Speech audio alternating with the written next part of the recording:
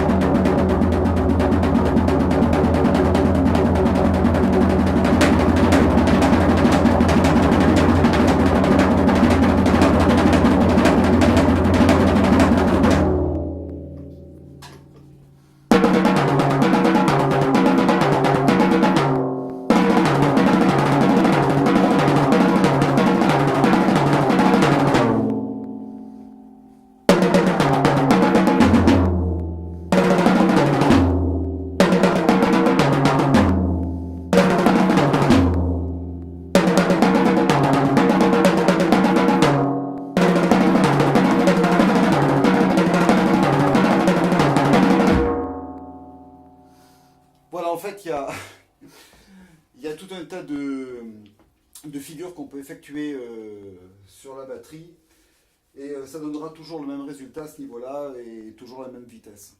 Alors en fait, c'est vrai que la technique que j'emploie donne une apparence de vélocité, mais généralement, dans le meilleur des cas, j'atteins 189, 190. Donc en fait, ça va pas très vite, mais la technique que j'emploie me permet d'avoir de la puissance, de d'épargner mes tendons, mes muscles. Et en fait, pour une raison bien simple, c'est que mon avant-bras agit un peu à l'instar de la méthode Moller, comme un coup de fouet. C'est-à-dire que l'impulsion part de ce muscle qu'on appelle le long supinateur, voilà, dont l'insertion est ici. Alors, ce muscle-là donne une première impulsion, l'énergie se transmet donc dans l'avant-bras, le poignet, la main, et permet d'activer et d'imprimer la percussion sur la peau. Il n'y a absolument aucune tension au niveau des mains. La baguette repose est coincée plutôt entre l'index et le pouce, et les trois autres doigts n'assurent en fait que son maintien et son bon équilibre. Voilà. Et encore, la pression entre l'index et le pouce est vraiment très faible.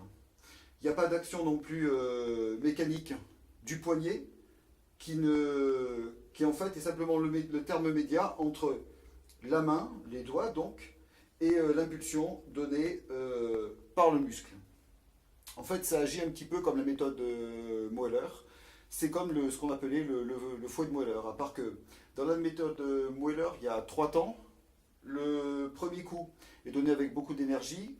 Le second s'obtient avec le rebond, puisqu'il bénéficie de l'énergie du premier coup. Et le troisième coup permet de réarmer la baguette.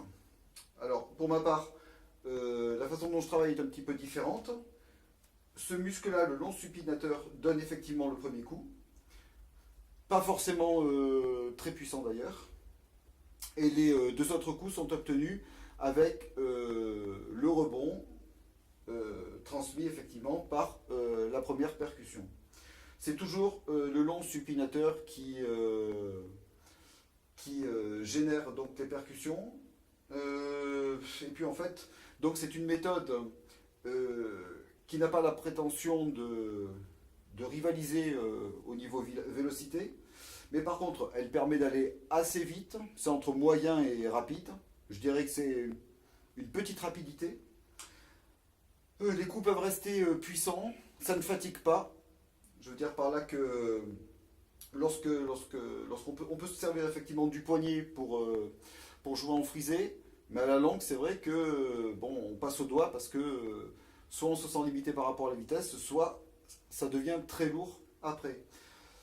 Et en fin de compte, là non, les deux avant-bras agissent un petit peu comme des fouets. Et donc par analogie, le fouet de Moller. Et une dernière chose, il y a cette impression de vélocité qui est aussi produite par un effet en trompe-l'œil. C'est-à-dire parce qu'en fait, avec le baguette droite et baguette gauche, on va essayer de varier les intensités. Et donc ça va diluer un petit peu les coups dans la dynamique. Et on va s'imaginer que ça va vite.